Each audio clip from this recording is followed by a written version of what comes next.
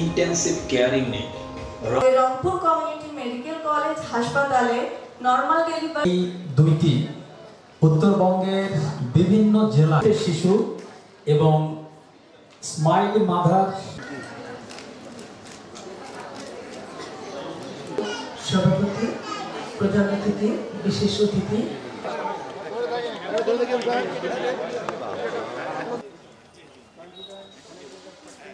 ও শিশু ক্লিনিকটা আমরা শুরু করলাম।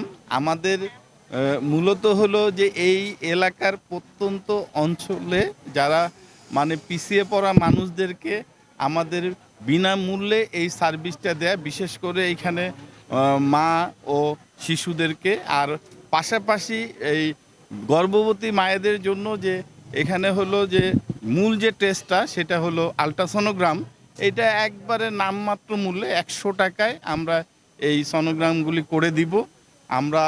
আর এখন এই মুহূর্তে বিশেষ করে এই নর্মাল ডেলিভারিতে উৎসাহিত করার জন্য এটাও আমরা তাদের জন্য কাউন্সিলিং করে তাদেরকে উৎসাহিত করব। এবং এখন ম্যাক্সিমাম দেখা যাচ্ছে যে আমাদের মানে এই মায়েরা এবং বিশেষ করে গর্ভবতী রোগী যারা এবং অভিভাবক তারা আসলে সিজার করতেই বেশি তারা পছন্দ করছে, কারণ ভয় পায় নর্মাল ডেলিভারি করতে গেলে যে পেইন হয়।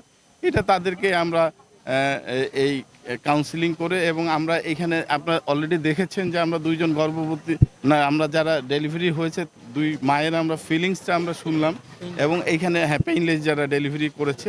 আমরা পাশাপাশি এই গাড়িটার আমরা ব্যাক সাইডে আমরা বড় একটা স্ক্রিনও আছে। আমরা এই যে রুগীগুলি আমরা এখানে সার্ভিস নিচ্ছে তারা কতটুকু পেইন ফিল করলো তাদের মুখেই আমরা ভিডিও করে এটা আমরা প্রত্যন্ত অঞ্চলে যারা গর্ভবতী যারা আমাদের রোগী আছে তাদের মানে সচেতন করার জন্য এটা আমরা প্রচারও করব এবং তাদেরকে উৎসাহিত করব যে নর্মাল ডেলিভারি করানোর জন্য। এই মাতৃপুষ্টি এবং শিশু পুষ্টি নিশ্চিত করার জন্য আমরা রংপুর অঞ্চলে একটি প্রজেক্ট চলমান রয়েছে।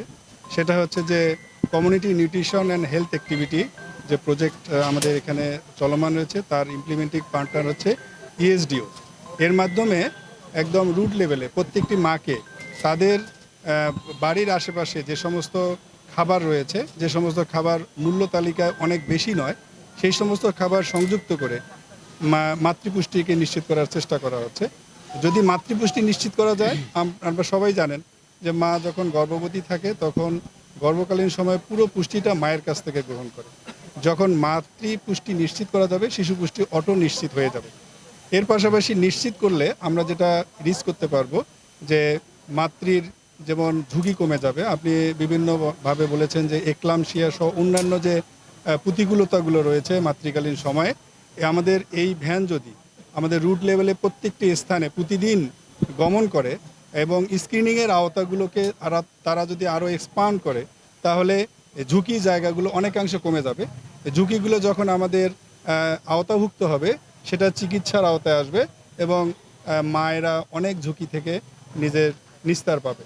আর মায়ের যখন নিস্তার পাবে তখন শিশু অনেক ক্ষেত্রেই এটা থেকেও নিষ্কৃতি পাবে। আর সর্বোপরি আমাদের দেশের মঙ্গলের জন্য দেশের জনগণ এবং সকল স্তরে জনস্বাস্থ্য সেবাকে নিশ্চিত করার জন্য এই ধরনের ভূমিকা অবশ্যই প্রশংসনীয়।